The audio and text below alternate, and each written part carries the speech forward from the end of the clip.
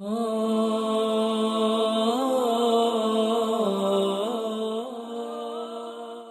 ذر رضی الله تعالی عنه د نبی علیه الصلاة والسلام څخه یو ډیر عجیب حدیث نقل کړی دی. د نبی علیه الصلاة والسلام د پند څخه درې ډیرې جالبې خبرې دي. سنن ابن ماجه کې دا حدیث راځي. ابي ذر رضی الله عنه وایي چې یو ځل نبی علیه الصلاة والسلام وفرمایل: لا عقل كالتدبير ولا ورع كالكف ولا حسب كحسن الخلق. دا درې خبرې د نبی علیه الصلاة والسلام ډېر د پند څخه ډکې دي. لا عقل كالتدبير، هیڅ عقل داسې نسته لکه د پلان جوړولو او تدبیر جوړولو عقل. مطلب د دې دا دی چې په ډیرو احادیثو کې د دې سره د رضی الله لفظ راځي.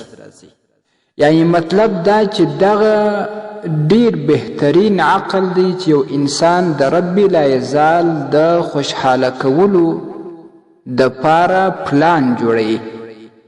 دې څخه هدف دا دی چې داسې یو پلان جوړول چې په هغه کې د رب لا یزال رضا وي او دغه ستا پلان د رب لا یزال د رضایت سبب وګرځي. نو دا ډیر بهترین عقل دی د انسان سره. نو نبی علیه الصلاة والسلام وای لا عقل كالتدبیر، هیڅ عقل داسې نشته. یعنی دا ډیر عجیب عقل دی د انسان سره چې هغه د الله رب العزال د رضا کولو د پاره یو تدبیر جوړوي، یو پلان جوړوي چې زه څنګه خپل رب راضي کم. نو هغه نیک اعمال کوي کوم چې د په نیز باندې ډیر شوي، په هغو کې دی ځان مصروفه کوي چې رب العزال راضي کړي. دویم ولا ورع كالكف، او داسې هیڅ تقوا بله نشته لکه د ګناهونو څخه خپل ځان ساتل. دا یو عظیمه تقوا ده چې انسان خپل ځان د ګناهونو څخه وساتي، د رب لا یزال اوامر ومني، او کم چې منهیات وي نهي د هغې سره راغلی وي د هغه نه په کلکه اجتناب وکړي.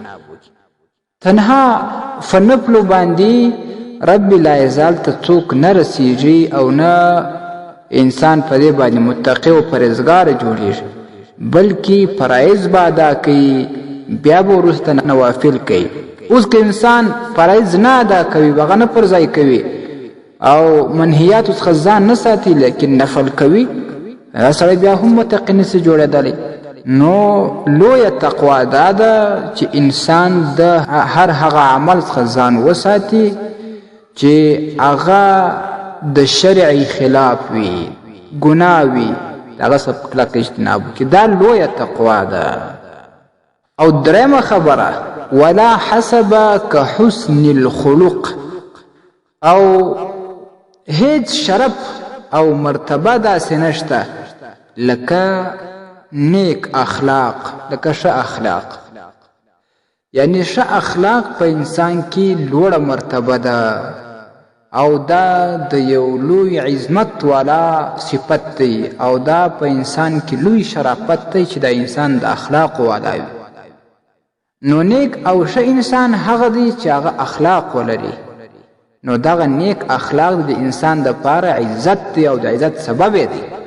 نو ځکه نبی علیه الصلاة والسلام ویل چې ولا حسب كحسن الخلق، بل داسې هیڅ شرافت نسته، عزت نسته لکه څنګه چې ښه اخلاق دی. په ښه اخلاقو باندې انسان د ښه عزت والا او ښه شرافت والا ګرځي.